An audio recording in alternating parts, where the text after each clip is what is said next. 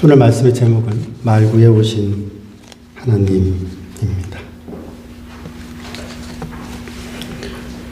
말씀은 누가복음 2장 1절부터 14절까지 말씀입니다. 오늘 우리는 성탄 주일을 맞이했습니다.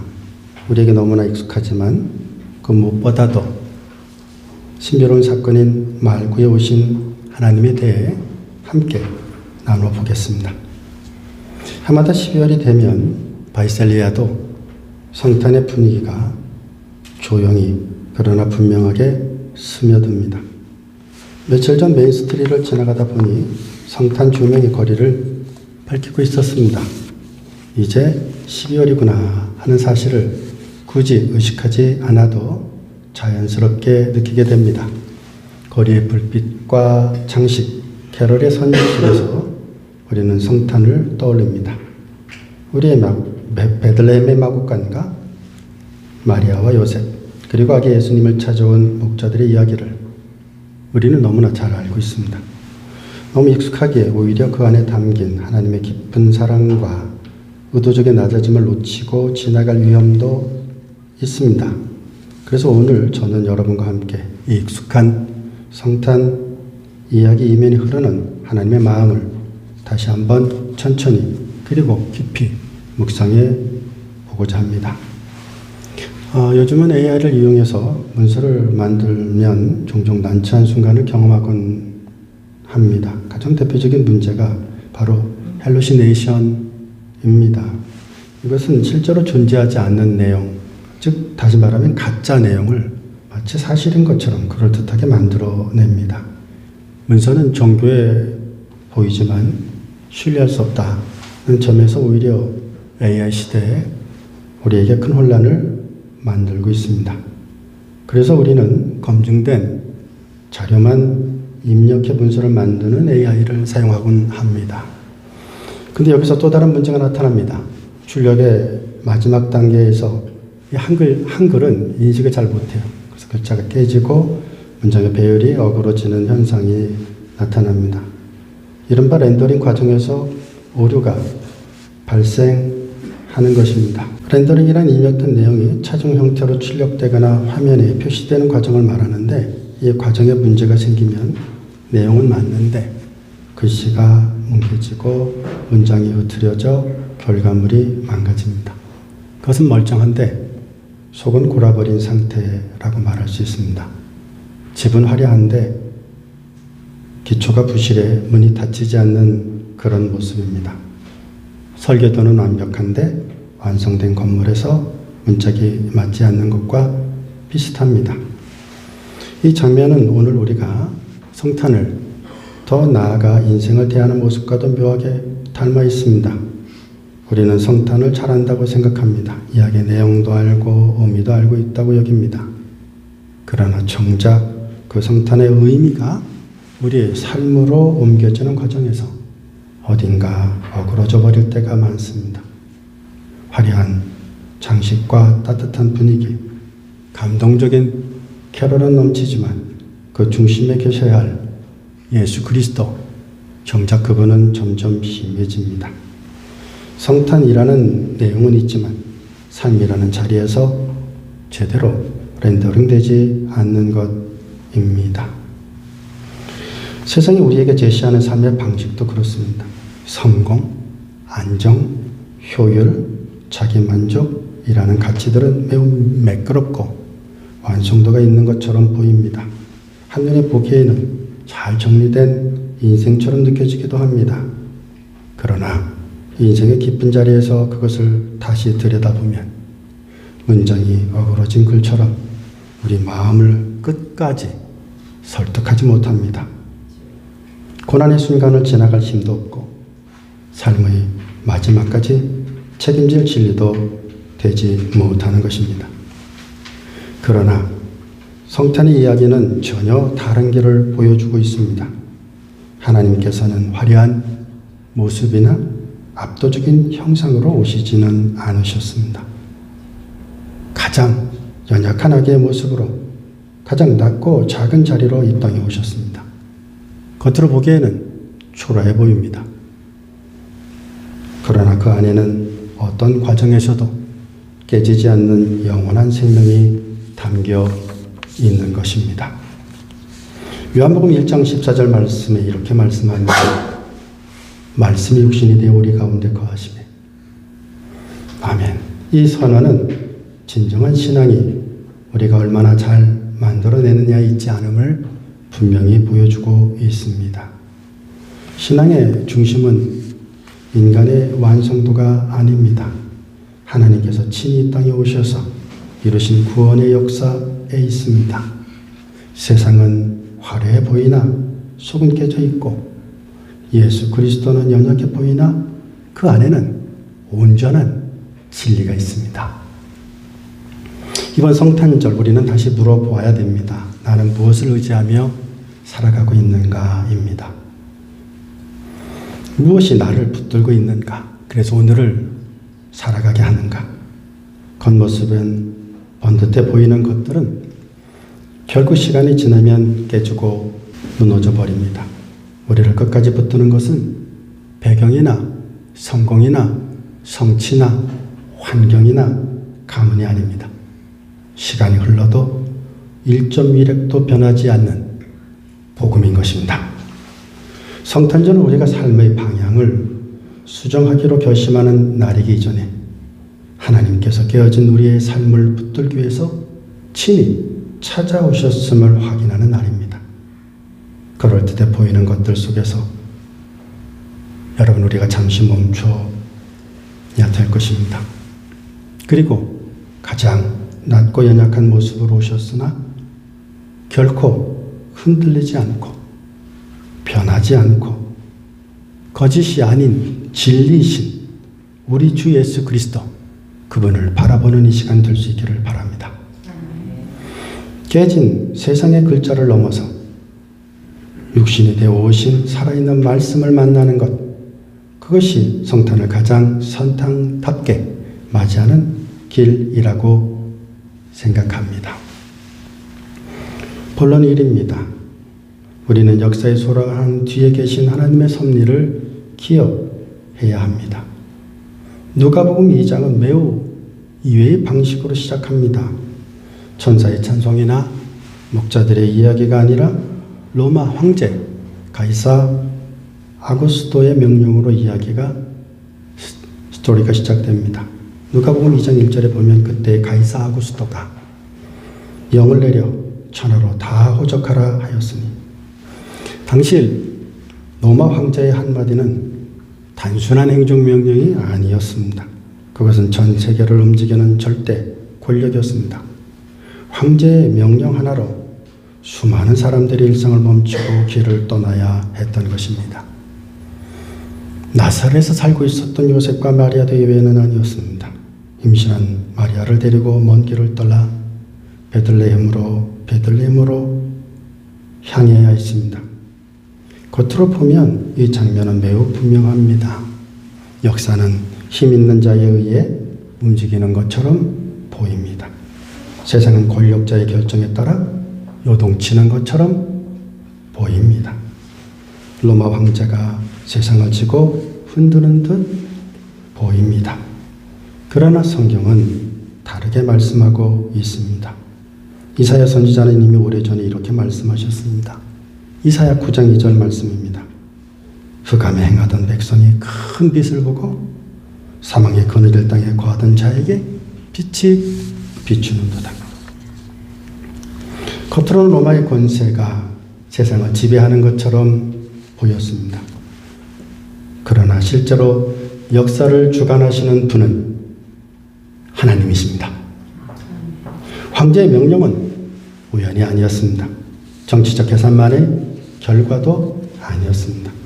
하나님께서는 이미 오래전 선지자를 통해 말씀하신 자신의 계획을 이루기 위해 로마 제국이라는 거대한 무대를 사용하고 계셨습니다. 미가서 5장 2절 말씀에 미가 선지자는 이렇게 예언합니다. 베들레헴 에브라다야, 너는 유다 족속 중에서 작을지라도 이스라엘을 다스릴 자가 내게서로 나올 것이라. 그의 근본은 상고의 영혼에 있느니라 그럽니다. 이 말씀은 베들레헴에 이스라엘을 다스릴 자가 나타날 것이라는 겁니다. 베들레헴을 통해서 메시아가 올 것이다 라는 것입니다. 하나님께서는 메시아가 베들레헴에 태어나실 것을 이미 분명히 예언하셨습니다. 그러나 예수님의 부모님인 요셉과 마리아는 나사렛에 살고 있었습니다. 인간의 눈으로 보면 이 예언이 어떻게 이루어질지 전혀 알 수 없는 상황입니다. 그죠? 나사렛에서 어떻게 갑자기 베들레헴으로 가겠어요? 인간의 눈으로 보면 이 예언이 어떻게 이루어질지 전혀 알 수 없는 상황이었습니다. 바로 그때 하나님은 로마 황제의 호정령을 사용하셔서 요셉과 마리아를 나사렛에서 베들레헴으로 이끄십니다. 그래서 예언의 말씀대로 예수님은 베들레헴에서 태어나셨습니다. 사랑하는 바이셀레아 성결교회 가족 여러분, 이 장면은 우리에게 매우 중요한 믿음의 원리를 가르쳐 줍니다. 역사의 중심에는 언제나 하나님의 섭리가 있다는 것입니다.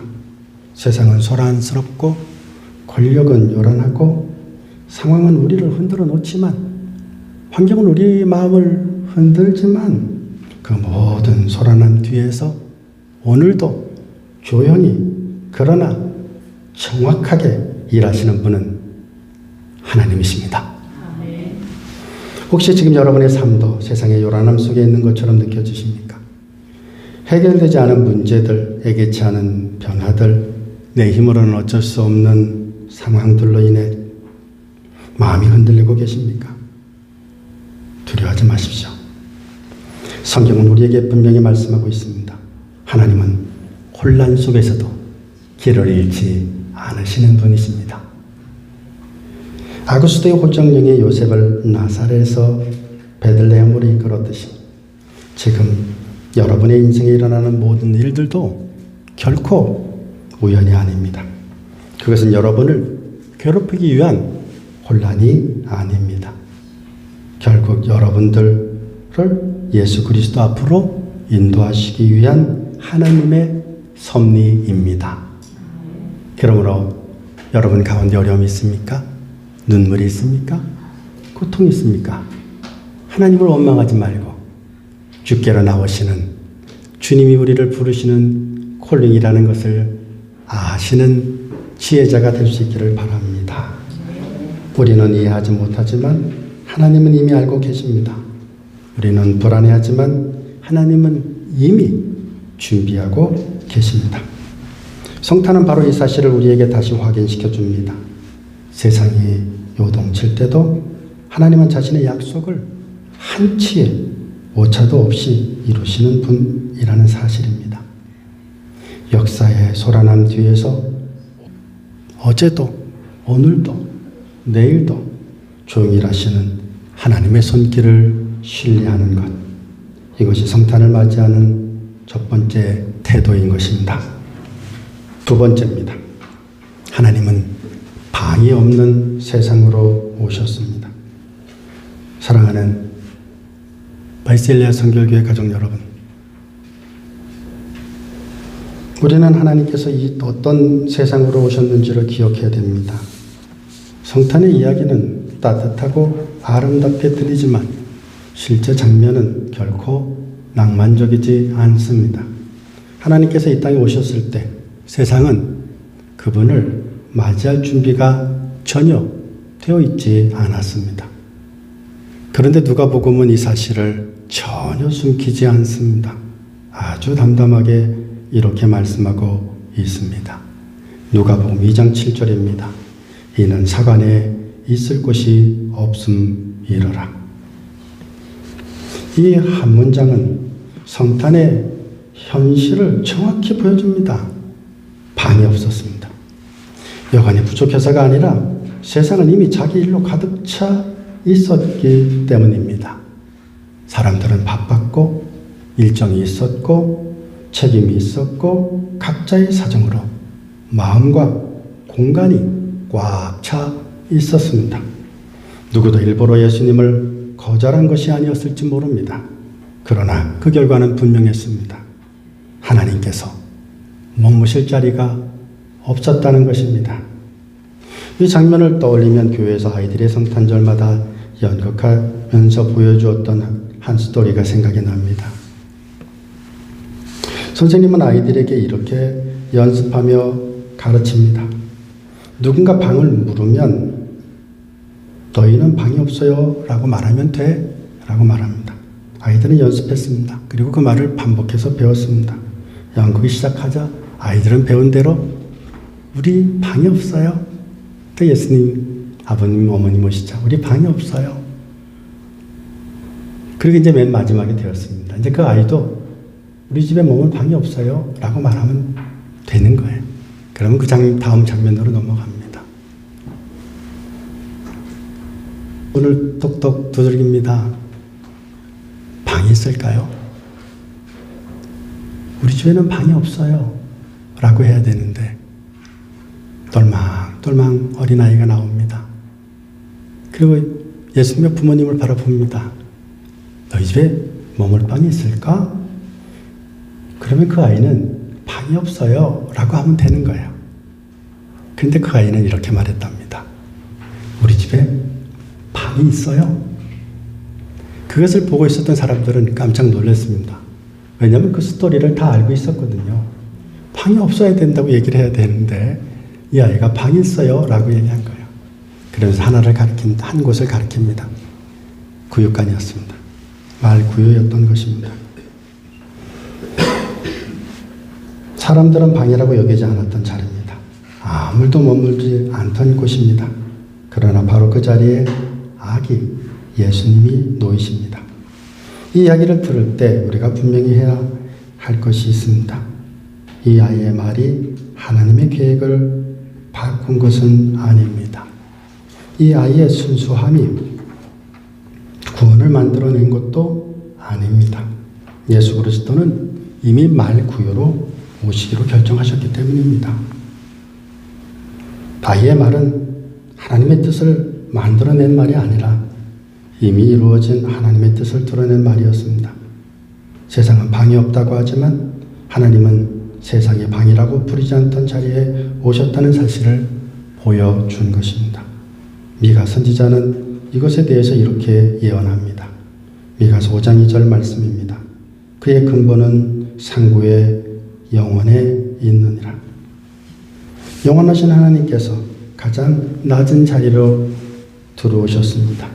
말구유는 실패의 대안이 아니라 하나님의 선택이었습니다. 하나님은 환영받지 못한 자리에서도 결코 물러서지 않으십니다.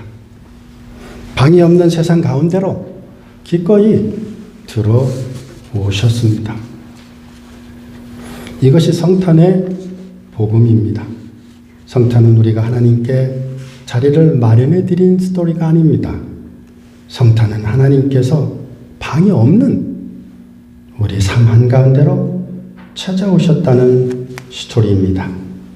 우리의 분주함과 공허함, 정리되지 않는 현실 속으로 주님께서 스스로 들어오셨습니다. 그러므로 성탄은 이렇게 우리에게 묻습니다. 너의 삶에 방이 있는가? 이게 아닙니다. 방이 없어도 내가 들어가도 되겠니? 라는 하나님의 질문입니다. 하나님은 방이 없는 세상, 냄새나고 엉킨 말구유 같은 우리의 마음에 찾아오셨습니다. 여러분 기억하십시오. 거룩하신 주님이 누우시는 그 순간 그 말구유는 세상에서 가장 거룩한 성전이 되었습니다. 주님이 내 마음에 들어오시면 나의 엉클어진 삶도 정돈되고 거룩해집니다. 주님은 우리의 방으로 들어오셔서 그 방을 가득 채우십니다. 그리고 그 방을 깨끗하게 하십니다. 이것이 바로 거룩의 은혜고 성결의 은혜고 성화의 은혜고 성탄의 능력입니다. 하나님은 이미 그 질문에 대한 답을 말구유와 십자가로 보여주신 것입니다. 세 번째입니다. 성탄은 오늘 우리의 삶 속에서 살아내는 사건입니다. 우리는 성탄이 과거에 일어난 한 사건으로 끝나는 스토리가 아니라 오늘 우리의 삶 속에서 계속 살아내어져야 하는 사건임을 기억해야 합니다. 성탄은 이해하고 감상하는 이야기로 머무르지 않습니다. 성탄은 하나님이 지금도 우리의 삶 가운데로 들어오신다는 사실을 믿고 살아가는 사건입니다. 요한복음 1장 14절에 성탄은 이렇게 말씀합니다. 말씀이 육신이 되어 우리 가운데 거하시매. 이 말씀은, 이 로고스는 하나님께서 인간의 세계를 멀리서 설명해 주신 것이 아닙니다. 인간의 삶 한가운데로 실제로 들어오셨다는 뜻입니다. 하나님은 인간의 언어를 사용하셨고 인간의 시간 속으로 들어오셨고 인간의 피로와 눈물과 슬픔과 아픔을 그대로 살아내셨고 짊어지셨습니다. 성탄은 하나님이 우리를 이해하신 사건이 아니라 하나님이 나와 여러분과 함께 하신 사건이라는 사실을 기억하는 우리 모두가 될 수 있기를 바랍니다. 성탄은 오늘 우리에게 무엇을 요구합니까? 더 경건한 보이는 태도일까요? 더 많은 종교적 열심일까요? 아닙니다. 성탄은 우리에게 먼저 한 가지 질문을 던집니다. 내가 너의 삶 한가운데로 들어가도 되겠느냐라는 것입니다. 하나님은 방이 정돈된 후에 들어오시지 않았습니다. 삶이 안정된 다음에 오시지 않았습니다. 문제가 해결되고 난 후에 찾아오시지 않으셨습니다. 방이 없던 그날 밤 가장 분주하고 가장 혼란스러운 현실 속으로 오셨습니다. 그러므로 성탄을 산다는 것은 내 삶이 완벽해진 다음 하나님을 모시는 것이 아닙니다. 지금 이 상태 이대로 주님을 모시는 것입니다. 내 모습 이대로 주 받으옵소서. 아멘. 우리의 삶은 늘 바쁩니다. 이민자의 삶이 특히 그렇죠. 먹고 사는 문제, 자녀의 미래, 건강과 관계, 해결되지 않은 염려들로 우리의 마음은 늘 가득 차 있습니다. 그래서 우리는 자주 이렇게 말합니다. 조금만 여유가 생기면 믿음에 더 집중하겠습니다. 이 문제만 해결되면 하나님께 나아가겠습니다. 그러나 성탄은 그 순서를 뒤집습니다. 하나님은 여유가 생길 때까지 기다리지 않으십니다. 하나님은 문제없는 삶을 조건으로 삼지 않으십니다. 하나님은 방이 없는 삶, 정리되지 않은 마음, 여전히 흔들리지 않은 자리로 들어오십니다. 그리고 그 자리에서 우리와 함께 하루를 같이 하는 하나님인 줄 믿습니다. 성탄을 산다는 것은 말구유 같은 자리에서도 하나님이 나와 함께 계심을 믿는 것이에요. 그리고 하나님과 함께 살아내는 거예요. 막 만들어내고 막 기적이 일어나고 문제가 해결되고 그게 아니에요. 하나님과 함께 오늘을 같이 사는 거예요. 그 주님이 여러분들의 마음에 충만하기를 축원합니다. 내 삶이 작아 보여도 내 자리가 초라해 보여도 하나님이 함께 계시다면 그 자리는 이미 거룩한 자리가 아니겠습니까? 그 삶은 이미 살만한 삶이 아니겠습니까? 그 시간은 이미 아름다운 시간이 아니겠습니까? 하나님께서 우리에게 미가서 5장 5절을 주셨습니다. 이 사람은 우리의 평강이 될 것이다 라는 것입니다. 이 평강은 환경이 좋아져서 오는 평강이 아닙니다. 상황이 해결되어서 주어지는 평안도 아닙니다. 이 평강은 하나님이 우리와 함께 계시다는 사실에서 흘러나오는 평강입니다. 아이가 부모와 함께 있으면 평안한 것처럼 하나님이 우리와 함께 있으면 평안하게 될 줄로 믿습니다. 성탄의 삶이란 바로 이 평강을 붙들고 하루를 살아가는 것입니다. 그러므로 성탄은 연례 행사가 아닙니다. 성탄은 오늘도 계속되는 하나님의 노크입니다. 방문이라 말할 수 있습니다. 하나님은 지금도 우리의 삶 한가운데로 들어오십니다. 우리가 방이라고 여겨지지 않았던 자리, 가장 자신 없고 가장 연약하다고 느끼던 자리, 아무에게도 보여주고 싶지 않은 그 자리로 오시는 것입니다. 성탄을 산다는 것은 그 자리를 외면하지 않는 것입니다. 그리고 이렇게 고백하며 하루를 시작하는 것입니다. 주님, 제 삶이 여전히 분주하고 부족하지만 그 자리로 오셔도 됩니다. 이 고백 위에 하나님은 오늘도 말씀이 육신이 되신 방식으로 우리와 함께 거하십니다. 이것이 성탄을 오늘의 삶으로 살아가는 믿음입니다. 결론입니다.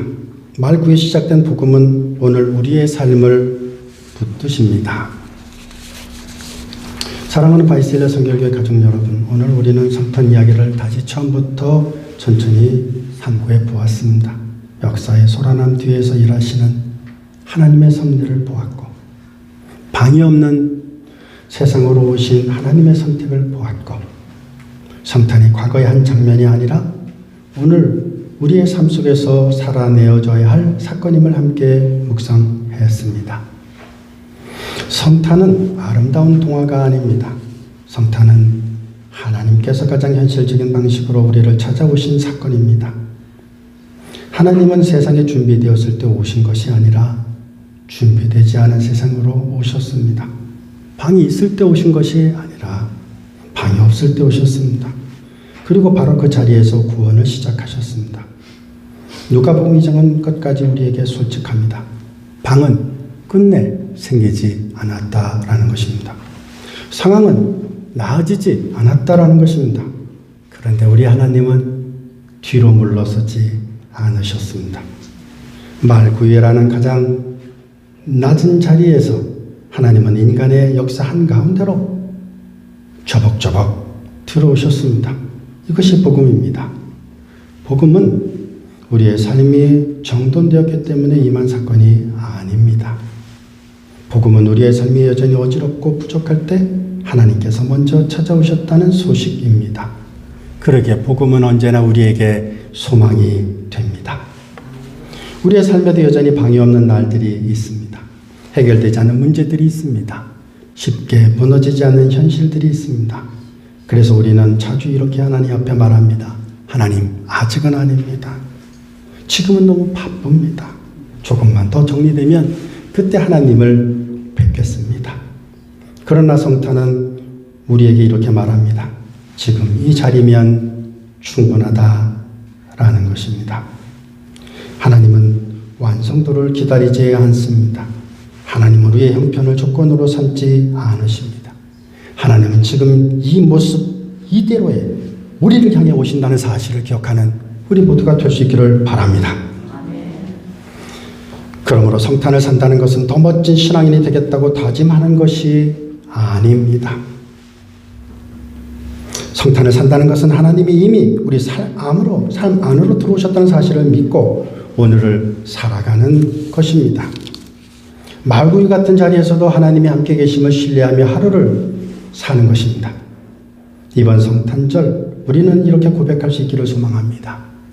주님, 내 삶에는 여전히 방이 없습니다. 그러나 주님이 이 자리로도 오셨습니다. 이 고백 위에 하나님은 오늘도 우리와 함께 하실 것입니다. 하나님은 방이 없는 자리로 오시지만 그 자리에 머무르시기에 오신 것이 아니라 그 자리를 거룩하고 새롭게 하기 위해 오셨습니다. 사랑하는 바이셀레 성결교회 가족 여러분, 말구유에서 시작된 복음은 오늘도 우리를 붙들고 있습니다. 이 복음이 여러분의 가정과 일터와 분주한 하루와 조용한 밤, 기쁨의 순간과 눈물의 순간까지도 함께 하시기를 바랍니다. 이 성탄이 우리의 삶 한가운데로 오신 하나님을 다시 만나는 성탄의 자리가 되기를 소망합니다. 그래서 방이 없어도 평강을 잃지 않는 믿음으로 살아가는 성탄이 되시기를 주님의 이름으로 간절히 축원합니다. 기도합니다. 은혜의 하나님 아버지, 오늘 말씀을 통해 말구에 오신 주님의 사랑과 겸손을 다시 마음에 새기게 하심을 감사드립니다. 듣고 흘려보내는 말씀이 아니라 우리의 삶을 붙들고 방향을 바꾸는 살아있는 말씀이 되게 하여 주시옵소서. 주님, 우리의 마음이 이 세상의 염려로 가득 차지 않게 하시고 오늘 받은 은혜가 가정과 일터 그리고 일상의 자리에서 순종과 사랑의 열매로 이어지게 하옵소서. 목자들처럼 하나님께 영광을 돌리며 살아가는 삶으로 인도하여 주옵소서. 이제 말씀을 마음에 품고 세상으로 나아갈 때 주님께서 친히 동행하여 주시기를 간구합니다. 예수님의 이름으로 기도했습니다.